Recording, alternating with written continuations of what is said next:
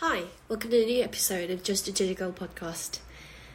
And I want to start today's podcast with the anecdote that I got this Monday. I think it was this Monday or Tuesday. It was the early days of the start of the week, so I think it was Monday.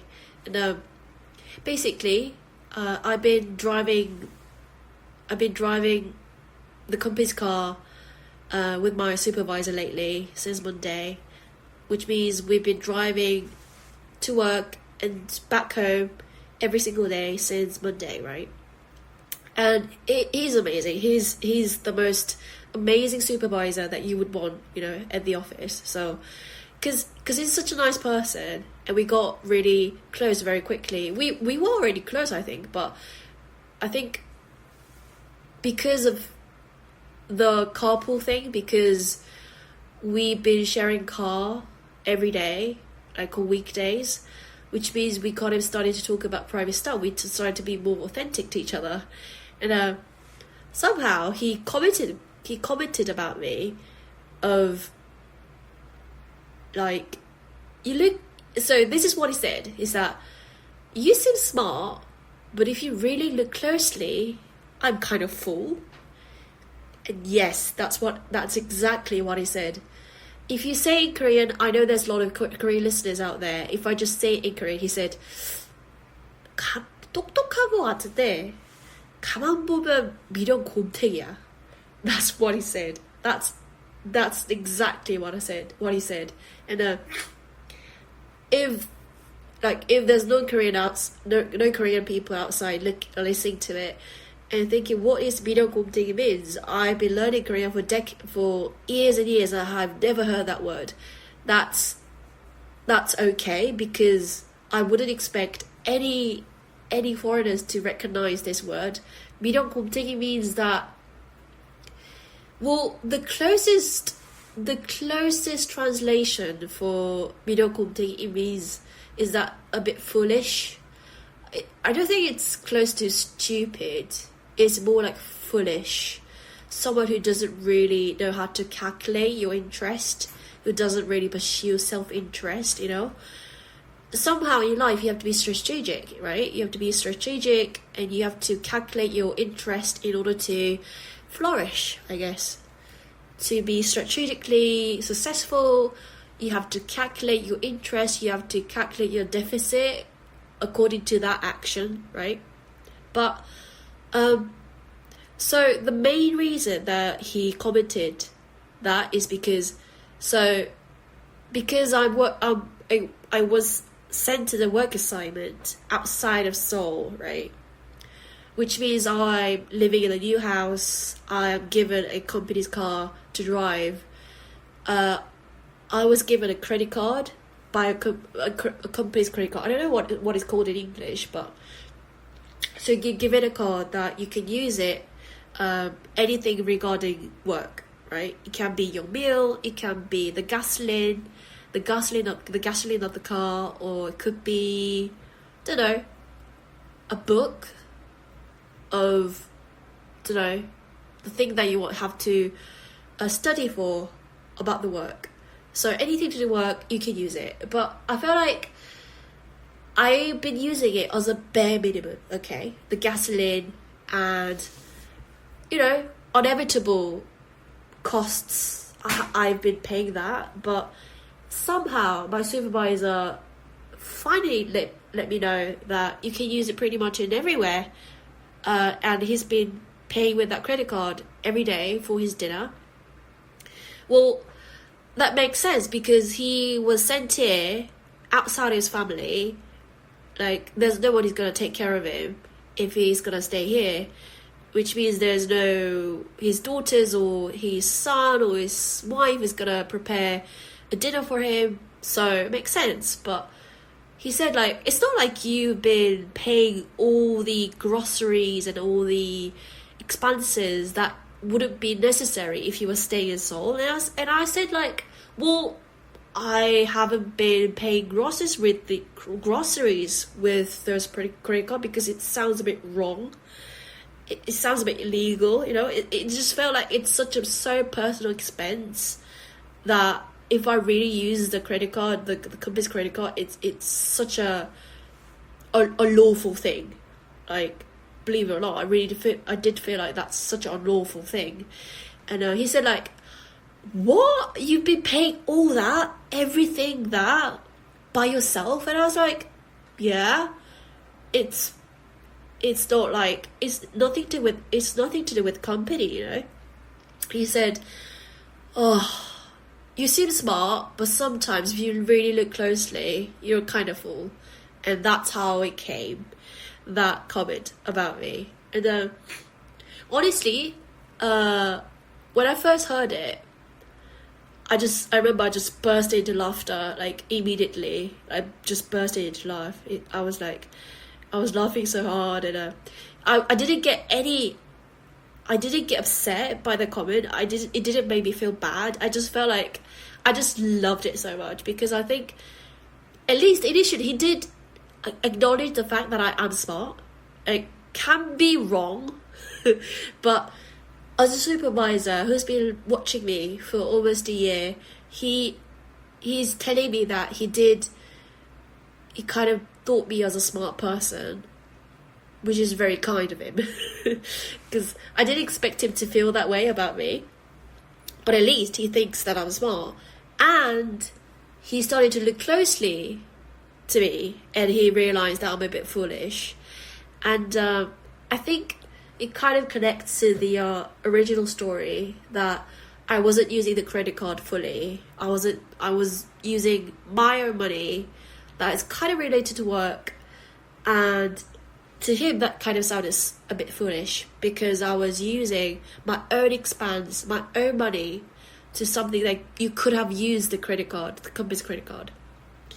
And I get it, but somehow I just felt so wrong if I use that credit card for my personal expense. Although he keeps saying it's not personal expense, but still, it just feels a bit alarming to use that credit card to buy my groceries, right? It's not like I'm gonna buy. It's not like he's keeps saying that you should buy everything. You should buy every bit of fruit and vegetables and every groceries from the credit card, of course. But he's just telling me that you should know that you can use that credit card, because you were sent it inevitably by a company's force, and you should be able to use that credit, but the credit that company is giving you. And yeah, I get it, but somehow it just felt so wrong, because it's not my money, it's company's money, and I just felt so wrong. I don't know what else to describe this feeling, but it just felt wrong. And that comment just stayed with me so long, until now, as much as I want to make it to the podcast episode, and I'm recording on a Friday night, and because even though I'm so tired, I just had to make this episode, is that comment kind of connected to my own conscious question, my own like questions that's been circling around in my brain for a very long time, is being kind a losing game? Like, as the title shows, is being kind and being nice a losing game? Like, because I mean, one of the biggest moral standards that I have in my life is that I want to be a provider. I want to be a giver, as long as it doesn't destroy my life, right? As long as I'm not like spending too much of money and time, as much as it defects me, right? As much as it kind of self-destructive kind of action. So yeah, so as long as it doesn't destroy my life, it doesn't like waste my time and my energy and my money, I wanted to be a giver. I wanted to be a provider as much as I can in my own power, right? But somehow in your life you kind of encounter with people who's extremely calculative, extremely strategic, which kind of led them to be super successful, super rich, and what people call, successful, whether it's financially or reputation wise still. And every time I see those kind of people, for example, right, there is a massive controversial news that has been shaking Korea right now, shaking Korea's entertainment industry right now, is that there is a really famous actor slash influencer slash K-pop idol called Taonu. He used to be, not anymore I guess, he used to be the biggest idol among Korean people, because he is very, very handsome. He's very handsome. I don't know, because I'm Korean, I don't really have a different beauty standards other than South Koreans, but he is objectively gorgeous, right? I can't think of any example of male actors or male idols in Asia at least, who is good looking as much as him, right? So he's objectively gorgeous, he's objectively stunning, and it just seemed like he has such a perfect job, and he's just looked like a perfect person. But apparently he's not been paying taxes correctly, and reportedly the amount of money that he hasn't been paying taxes is that so basically he hasn't been paying a full amount of taxes that he had to pay according to his incomes was 200억. I don't know how much is it in dollars, so I'm gonna ask to Google. Wait a minute. 200억 in dollars. And it says, God, 15 million dollars. Oh my God, it sounds even bigger in dollars. Okay, $50 million. The amount of taxes that he had to pay was $50, and which he didn't pay, which means his income is even bigger than that. Could be 10 times bigger than that. Nobody knows the exact amount of money that he made this year, but only in this year he made that money, and which kind of calculates to the amount of tax that he didn't pay, which is $15 million. And can you imagine, just because he's hot, just because he's gorgeous, just because he's stunning, he can earn that amount of money in South Korea? Come on. I am aware of the fact that the industry business, entertainment business, is not in Korea. It's not as big as the US. Okay, it's not big as the US. I'm aware of that, which means no matter how famous and popular you are in South Korea, it's kind of impossible to follow the amount of money that American Hollywood movie stars will make. But just a random, I'm sorry about to the Chinese fans, but come on, the random K-pop idol who doesn't really have a representative movie, really, really popular K-dramas. I can't think of anything personally, and everybody is agreeing with that. He doesn't really have the hit. He doesn't have a hit, even though he debuted as a K-pop idol. He doesn't have the hit songs. He doesn't have a hit K-pop drama or hit Korean drama or something. He's a bit of influencer, not just a bit of. He is an influencer. So when I encountered that news first, I was surprised about how an individual in Korea can make that amount of money. Like, just an individual who has a gorgeous face, and that's it. And just by walking around and smiling a bit, you can earn that money. And secondly, well, I guess if you want to be really, really popular, if you want to be really, really rich, I guess you should be that, I don't know, you should be that greedy as much as $50 million or the amount of tax that you should have paid but you didn't pay, so you can earn more money, you can save more money, okay? And that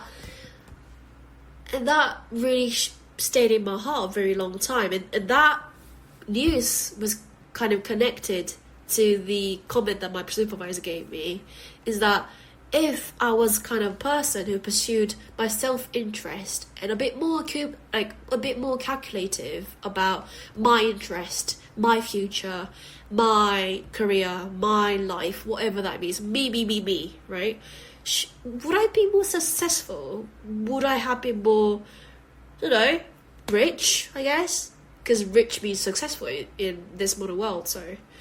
And should I be less foolish, like my supervisor told me? Come on. And that also connected to the core moral standard that I had, like I mentioned earlier, is that even though it's been my moral standard for a very long time, in this modern world, should I be more calculative? Should I be more selfish in order to pursue my interest, my success? And I kept on asking to myself, and one video I just remembered that one video that I watched it in TED Talk. I don't really watch TED Talk anymore, so the last time I watched TED Talk was like a few years ago, and I guess I think I watched that video when I was in university, I think, and I asked ChatGPT about. I explained all that, right?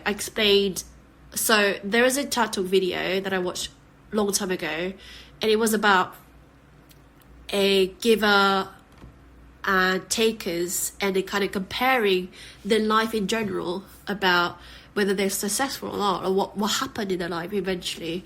And my ChatGPT kindly found the TED Talk that I just told you, was that it is a TED Talk video by a presenter called Adam Grant, and he talks about giver, taker, and matcher framework. And apparently the title's name is Are You Giver or Taker? Okay. And it says taker, trying to get as much as possible. So according to him, he gave me the three terms, which was takers, matchers, and givers. I didn't remember the matcher part, but anyways. So takers,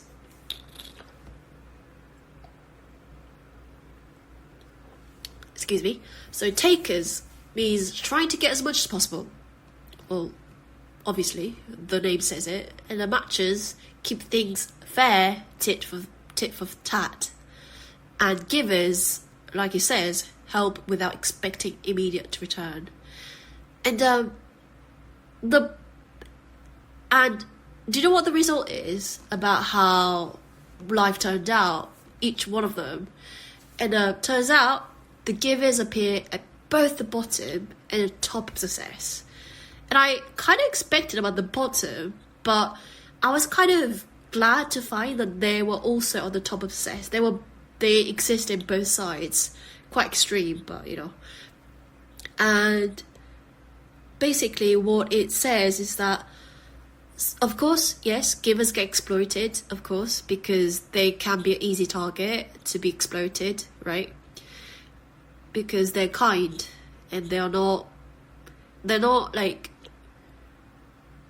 they wouldn't like backfire even if you kind of manipulate or exploit and do something harsh to them, because they're nice people, what you call nice people, kind people.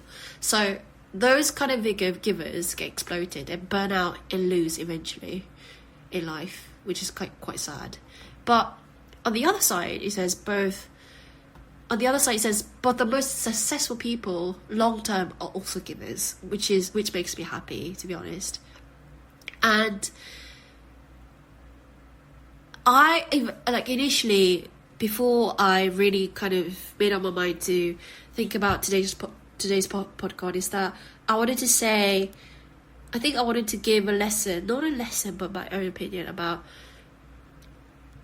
like, no matter what happens, being nice and being kind should be a win, right? That was my simple thought.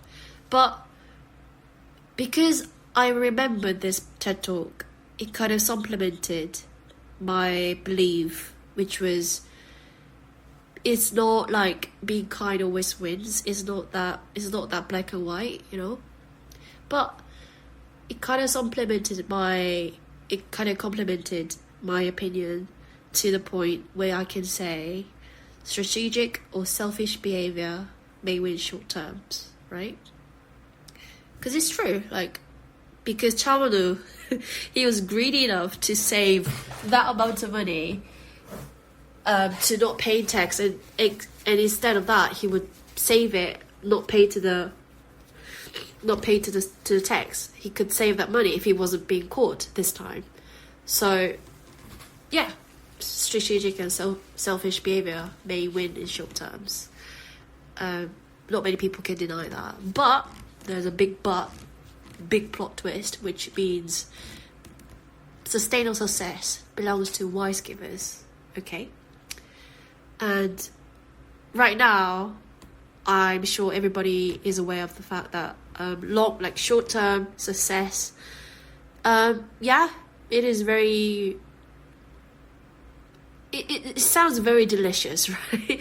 It sounds very charming and very alluring. It is very charming to have a short-term success. It's easy. It's less demanding. You don't have to sacrifice yourself that much if you want because getting a short-term success sounds really charming, right? I want $1 million tomorrow, but you wouldn't be able to easily say I want $1 million in 30 years, right? Like, if a God right now tells me, okay, Hyunsu, you will get $1 million, and I said, really? And he said, but you have to wait 30 years. And I'm not sure if I can be really happy to hear that, right? Like, it takes 30 years to accumulate that wealth, like $1 million, what you can call $1 million. It takes me 30 years. I don't think I'll be that happy, you know? Because it is a human nature to want a short-term success. That's why we love snacking. That's why we love staying in bed rather than working out, you know? Because it's easy. It's short-term success. It's short-term happiness that you can get very easily. But I know a lot of my listeners are aware of the fact that I'm not kind of person who's pursuing a short-term success, because I know it's vague. I know it's empty. So, which means, strategic or selfish behavior may win on short term, but sustainable success belongs to wise givers. And that really resonated with me, and that made me really, really happy. And it kind of supported my own belief even more in a wise way, right? I'm not just pushing the belief saying being kind and being nice always wins. It's always right. It's always the standard of your behavior, attitude, whatever. And it kind of gave me a new path to think about being kind through this podcast. And the new comment that I heard from my supervisor is that, is being kind a losing game? Yes, maybe, but I just want to say Like, kindness looks like a losing game, right? Looks like it. Looks like a losing game until you understand how it really works. And that sentence kind of deepens to the idea that, well, maybe, like, research, well, according to the TED Talk and the research, it says people give the most often fail the hardest, obviously, because you give so much, and someone will take advantage of you, someone will exploit you, you know, being a bit coercive, because you will do whatever what he says. But also, on the other hand, they're also the one who succeeds the most, which means kindness isn't naive, and that's really strong. I think that sentence is really strong. Kindness isn't naive, and there is two aspects of being kind, right? There's a foolish kindness, which means you just give unconditionally, whatever, like money, your time, your energy, unconditionally, without ever thinking about yourself. You just give, and you kind of left alone. You just left alone without anything, okay, because you gave everything. That's a bit of a foolish aspect of kindness. But if kindness is if the kindness is implemented in a non-naive way, okay, the first one is naive kindness, but if you implement your kindness in a non-naive way, somehow eventually they are the one who succeeds the most, okay? I will say it again. Well, research shows that people who give the most often fail the hardest, of course, but they also succeed the most. And somehow the research says, and the TED Talk presenter says, kindness isn't naive, unprotected kindness is.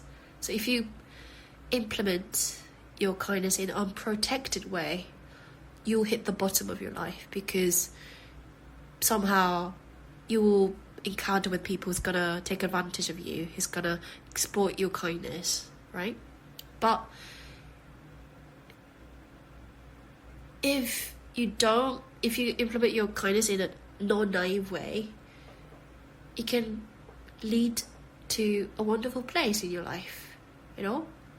Whatever success that you pursue, or what you have justified, it will lead to a place that you wanted to be, you know?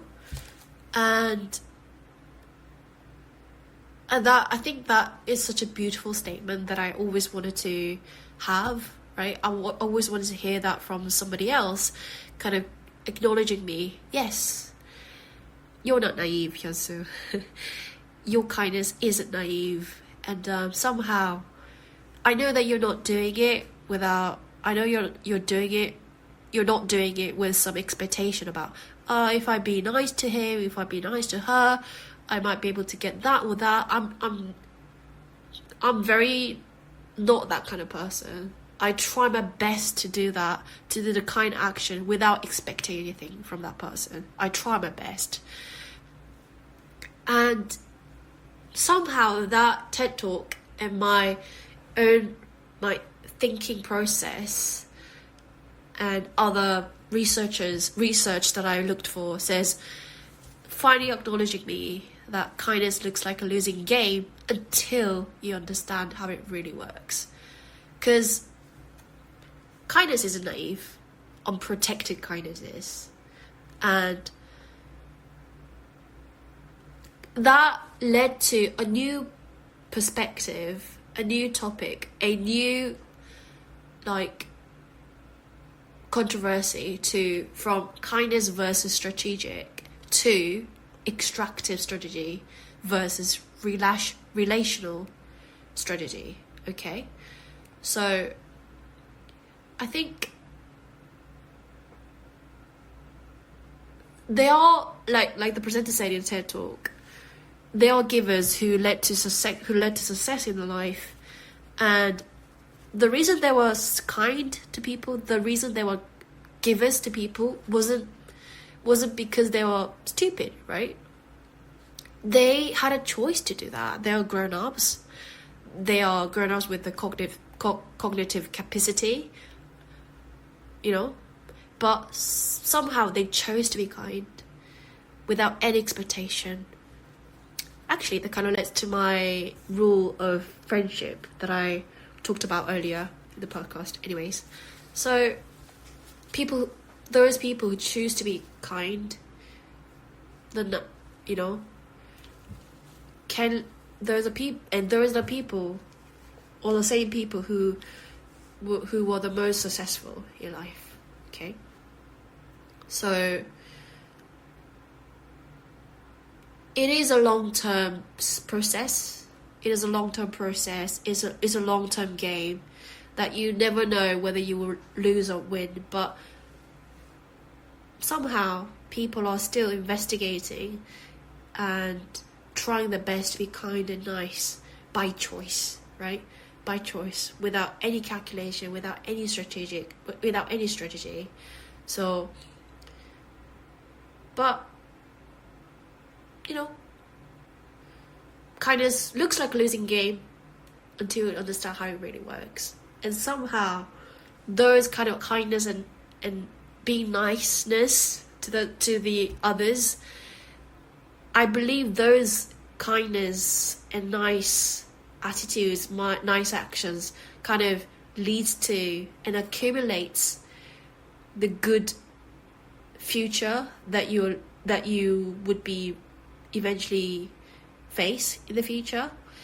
Can be longer than 10 years, 20 years. I referred 30 years earlier, but I believe if you wisely and by your own choice, without any expectation, I believe it's not gonna be a losing term. It's not gonna be a losing game in the long term. It's gonna help you to bring you to the place that you always wanted to go. And to the people listening to this podcast, those people who had a similar concern about what I said, like, should I pursue more like personal interest, or should I be more selfish in order to be more successful? Like, why am I like this? Like, should I be more greedy? Should I be more selfish? But somehow, according to research, but you have to be careful with the kindness though. Like, if you implement unprotective kindness, a naive and extractive way of kindness, it's gonna lead to the bottom of the life.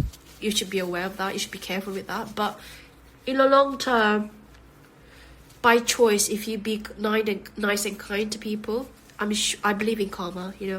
I'm sure that it's gonna lead to a place that you're always gonna be. Not sure when it's never gonna be a short term. It's gonna be a quiet, long game, right? But I'm sure it's gonna be it's gonna be something that's gonna make you happy at the end. And you know what? Until now, during 27 years of my life, I have never ever regretted a good deed to people. I've never ever regretted a good action, a kind action, compliments, being niceness to people. I've never regretted that. I've never regretted thinking like, why was I being nice to that person? I've never had that kind of regret. And I have never seen someone saying the similar thing I said. Like, I've never seen someone saying, I think I've been too nice. I think I've been too kind to people. Well, maybe, yeah, but not in a core, right? There's not many people who, fundamentally regrets being nice or being kind to people. They kind of feel, in the opposite, they just feel great that they did it, at the time. They're just happy that they chose to be nice and they chose to be kind at the time. And so do I.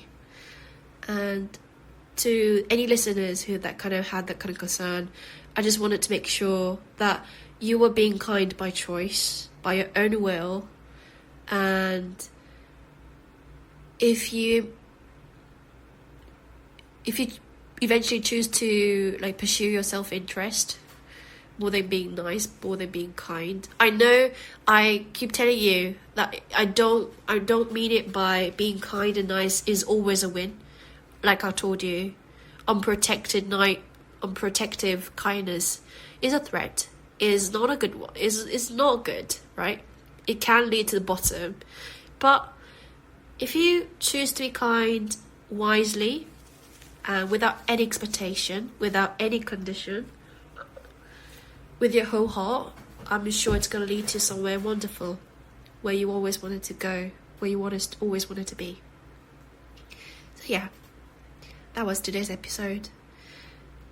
I think today's episode was particularly hard for me because it was so hard to put it into words, either English or either Korean. But I hope you guys understand what I meant. I just want to say that let's just be kind to people. Everybody's going through hard times. Everybody has a scar in their heart that's not gonna cure, and everybody is walking around with that scar in their heart that nobody notices, only them. So let's be kind to people. I'm not saying like we should like worship them, you know what I mean, but let's be nice. Just don't be rude, don't be mean. I'm not saying that you should be too nice to people, you know, but at least. So yeah, this was this week's episode. I hope you enjoyed it, and I'm keep checking the countries of people who's listening to this podcast, and I've seen like on very unexpected countries like Romania, Russia, South Africa, and what else? Netherlands. And those are the countries I have, like, I know, I don't know anyone who lives in those countries. Like, who are you in Russia? Who are you in Romania? Who are you in South Africa? And who are you in Netherlands? I'm so curious about it, and it just makes me so happy. I'm over the cloud when I see the new countries that I never ever expected, like Egypt. Yes, there was an audience from Egypt, and it just makes me so happy. It just makes me feel like this was like starting my own podcast was one of the best choices that I made in my life so far. So anyone out there listening to this, I'm so thankful that you're listening to this, and I hope we can see each other in a long term. So, and also thank you for all the Korean listeners out there as well. 들어주셔서 감사해요. And there's also a Japanese listeners out there. 聞いてくれてありがとうございます。聞いてくださってありがとうございます。So, yeah, thank you so much. Hope you have a wonderful weekend, okay? And, right, see you next week. Bye!